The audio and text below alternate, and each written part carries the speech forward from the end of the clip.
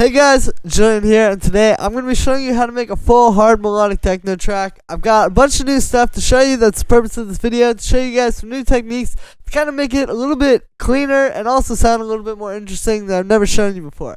So, to go along in this video, you can grab this full project file, literally the project, samples, MIDI, presets, everything in this fully arranged 7-minute track is available right at the top of the description on my website. Definitely go grab that. It's a really great way to support me, but also, this is something you can get today that could instantly take your tracks to the next level, you know? If you've been struggling with getting a better kick or bass, if you've been struggling with getting better percussion, better synths, better arrangement, mastering, effects, everything, it's right in here. You can just grab this right now, and it'll help you today. So, link is at the top of the description. Thank you so much for the support, guys. Again, it's also supporting you. Plus, while you're down there, check out my Discord. It's a super chill little server I just started called Reflection, and we all just talk about production, music in there and stuff. Go in while you're down there, and let's dive into the video. So, we're at 142 BPM. First thing up here is the sidechain layer, which is just the kick shortened, and it just plays every time the kick plays. And yeah, it's that same technique I've been talking about recently, where you just have like a really short kick, and then you just sidechain everything to that. You get a bit more control over it. Then we have the kick.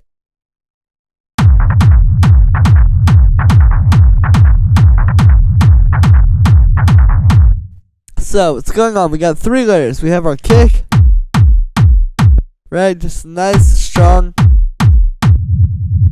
We have a rumble, which is a reverb rumble, so it's the same kick you just saw. It's pitched down a little, it's low passed.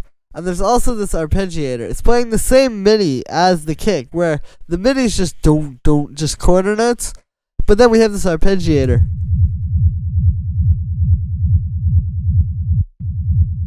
So yeah, getting that, and then I low passed it in here. Then there's a reverb with the short size. That's how you really get that, like, more full sounding rumble, and also short decay time too. A little bit of amp, and then another low pass, and then it's being sidechained, and this one's actually being sidechained to the kick, which works for that. And then we have this. So I talk about this a lot. I'll just briefly go over this. This is basically, we don't hear anything lower than 20 hertz, like scientifically. Really, not much lower than 30 if you really look at it. But basically, those frequencies will still be coming through with your rumble, and if you cut them, it will kind of clean it up a bit. Like, it's not something you can hear, but then when you're mastering, there'll be a lot more headroom. So that's all that is.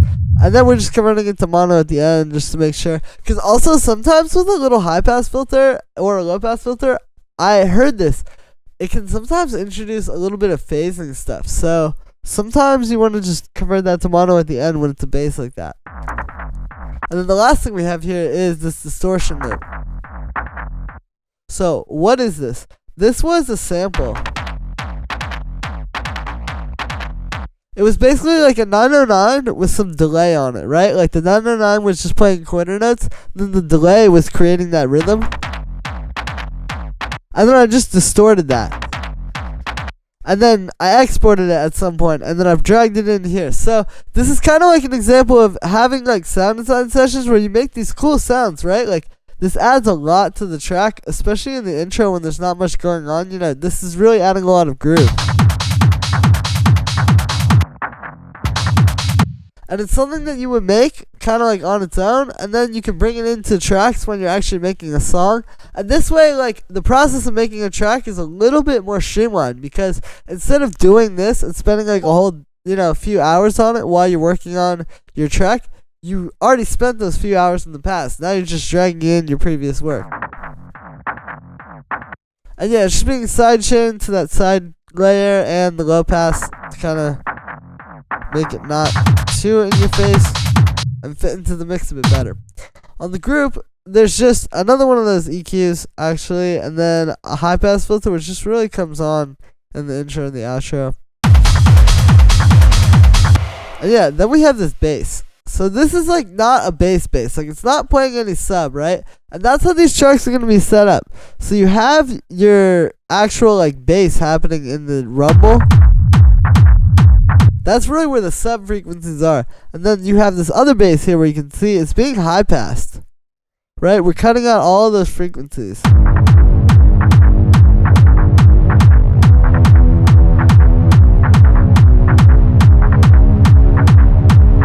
It's sidechain too, and you can see it fits in perfectly.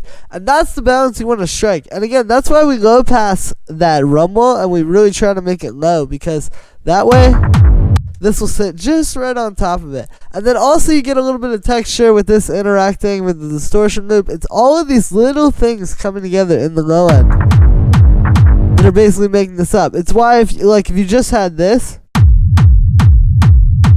it would kind of be a bit more flat compared to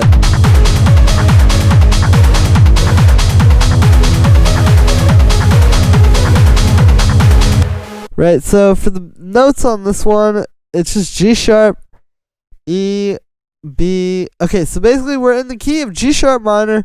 We're doing the root note, the 6th, 3rd, minor 3rd, because it's G sharp minor, 4th, another 6th, and then this minor 7th, and that gives you a really nice resolution, because if I put that down an octave, you can see it's really close to the root note right there where my cursor is. So, but then when you go from like a higher one down, that works too. So then for the sound on that one, it's just wavetable. We got the sub oscillator, and then a saw wave and a square wave. Square wave's detuned a bit. Low pass filter with a bunch of automation. I talk about this a lot, but this is why I like showing you these full tracks, because you see, like, yeah, this is like a respace, right? It's like a pretty simple sound, but what brings it to life is the fact that this filter is always moving, and that's really like where a lot of this energy with these sounds is coming from. You gotta keep that in mind. Like, yes, it is obviously like kind of easy to make a respace like this, but you gotta have this like building thing, and see how it's like each part, okay, this builds, but it doesn't get, and then there it goes even higher, and then we let it get the biggest like over here in this part, and then it just goes back down, right? So then after, so yeah, we got a bit of unison, we got some drum bus, which is being blended on there, a high pass filter with the automation I showed you, so that also comes with the break, because we want that to like fade in. Bass mono on the utility. This comes on with the kick, because it kind of cuts out a bit of space for the kick, and then it's just being fine-tuned. Then we have this ARP, and this is meant to be like kind of a new melody.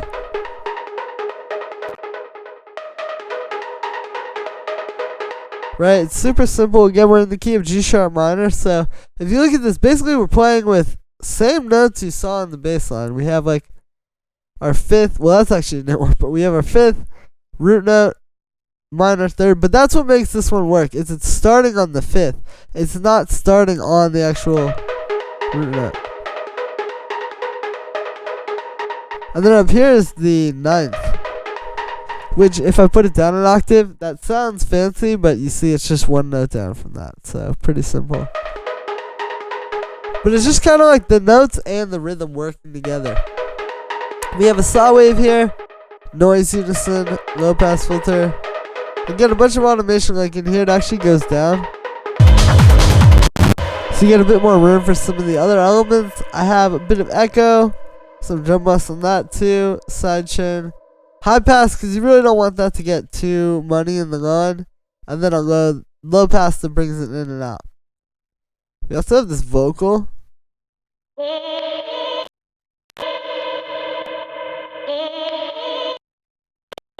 So this is almost like a burial type of vocal, right? So what this is, it's this vocal sample. I'll play you the original vocal. Can't have my love no more. So I took that end in the more, Can't. and then I warped it. You can see, but it's on Complex Pro, and then I pitched it up an octave. So you get like this formant shifting that's happening, and then you can also stretch it if you want. And yeah, just put it. What's making it work is it's like, I'm pretty sure it's 5ths. I just found the two notes that worked, But one thing that I noticed was that this note here works really well when it's just like the short note. But if you let it ring out and get the little kind of like thing that happens, it didn't work on that note, but here it worked. So, you know, just kind of playing around with that. Reverb in OTT, which is actually kind of like an EDM trick, but it really helps because this was like very dark. Like if I play it, see, it didn't really have that like nice like kind of bright texture you want. So that just does that perfectly, and it brings out the reverb. High pass, a low pass filter to bring it in and out, and then a sidechain. We have our lead.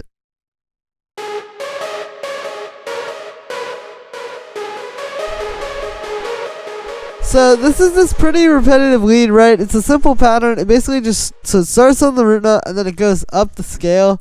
We have like the 4th, the 5th, and then it does this 9th minor 3rd, which again, you see those are just like one note. So you get this kind of nice, like up there and then down there. But then also you hear the delay is kind of creating a bit of a rhythm with that too. And so that's when, you can see this is a pretty simple lead too. It's just like a saw wave, noise unison, low pass, again constantly moving like I talked about before, and also a bit of an envelope on that. But yeah, this delay is kind of coming together with the notes here. And that's really the best part. It's when you can get sound design and the actual like melody to fit together.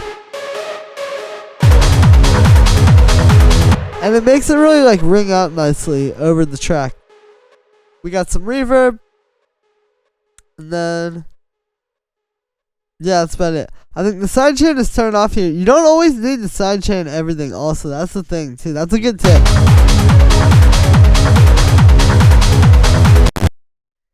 Because that can make that lead really stand out. I think you just keep the level right, though. Don't let it, like, go too crazy.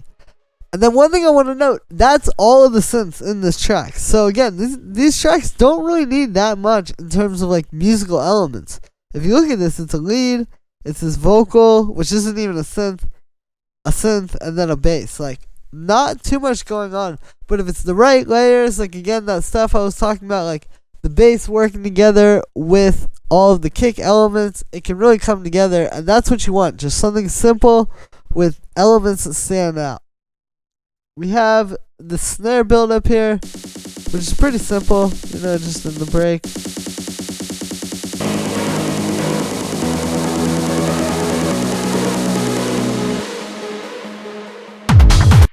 There's actually a fair amount of detail work on this. We got a high pass filter automating at the end, the volume automating obviously, this reverb, and then the last thing here is actually a high pass filter right after that. Because if you let the reverb ring out without that, you kind of get like this like moneyness.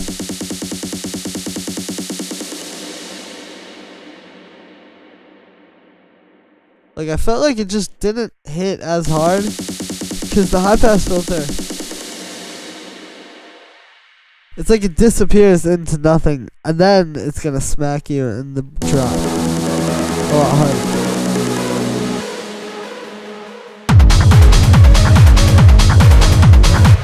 Perfect. So then we've got this 909 clap. Now, this is not a typical 909 clap. What I've actually done is if you look at the waveform, see the idea here is I wanted to pitch it down and get this really like almost like a snare type of thing out of the clap. Because obviously this doesn't really sound like what you would think when you hear a 909 clap. So what it's doing here is I actually just zoomed in on this and just took this one part. Because if you do this and pitch it down, I was kind of just not getting like a very good, I was kind of getting like a, like because you could hear all three of these little transients here. So I just took the ending. And that also kind of gives it a more unique texture. And then the secret that really makes this into a snare is the overdrive and then this pedal. So it's two distortions, but it makes that just like smack you in the face. And then also the other thing that's important is the sustain being turned down, because if I turn that up, it just becomes like a, sounds like a iPhone recording of like a bomb going off. So you definitely don't want that. So that's why you make that really short. Other than that, just a little bit of reverb, not too complicated.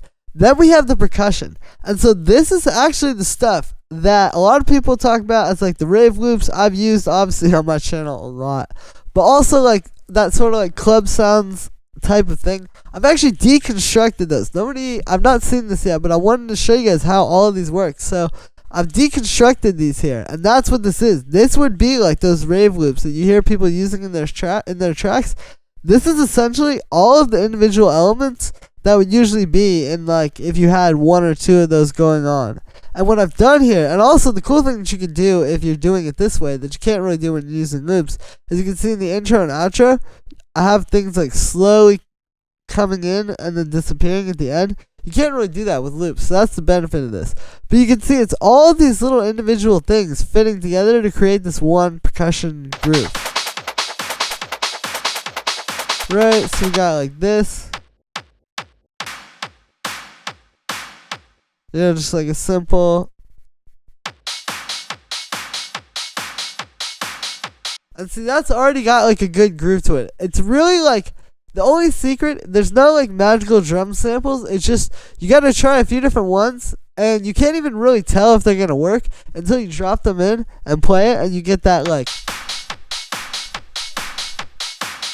just super strong groove like that. We also have some rolls, right? Like some simple ones, which are accompanied by these mid percussions. And see how like these two kind of work together too. Again, I can't really show you this with just the basic loops, but with these, see, it's like all creating a groove. And then we also have this guy.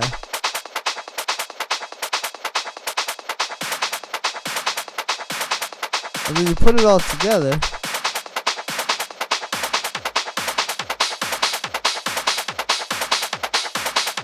And so again, that is just a rave loop but deconstructed. And then on the group of that, there's just a bit of a low pass filter, just to kind of make it like disappear sometimes. We've got a hi-hat, just nice fat 99 hi-hat, nice fat 99 ride as well. And you can see these two, it's all about getting the balance. Like with these kind of tracks, these deep, low hi-hats are great, and then it balances really well where the ride is super bright. So that's kind of what you're looking for. Again, going back to just finding like the perfect samples that work together. And the other thing with the percussion I'll talk about too, I got some really good advice one time actually from Klon Künstler himself. He told me basically if you want to make this style of techno and make people like, you know, have these really strong mixes where people go, wow, like, it's good. It's just make the kick and the bass, like, louder, like, which are not his exact words, but, like, yeah, basically, you just need to make the kick and the bass kind of like the loudest thing. So when you're mixing these percussions, it's not like a house track where you kind of, like, balance it all out. You balance these, like the hi-hat, the ride, the clap, all that stuff, but then the kick and the bass, just keep that, like, louder always. And really louder than the other elements, too. And your mix will always be like really clean. And then after those drums, all we have down here is just a bunch of little effects. Now, we don't need too many. You notice there's more near the intro where there's not so much going on with other instruments. But yeah, we don't really need that much. It's just little transitions here and there. You know, just little stuff. Like having these little things during the snare build when it's not that many elements on the track can work really well. You just don't want like a bunch of effects like here, because that would get in the way. But if you have it here, it fits really well. And yeah, so that is how you make a track in the style. Again, like not really that hard. It's pretty simple, but you just gotta get those elements right. So, as always, you can get the full project file from this video at the top of the description. Thank you so much for the support, guys. And also, this is a great way to improve your production today, right now. Once again, you can like this video as well as subscribe if you haven't already. Let me know what you think of this video in the comments. Join my Discord in the description as well. Thank you so much for the support, guys, and I'll see you tomorrow with another video.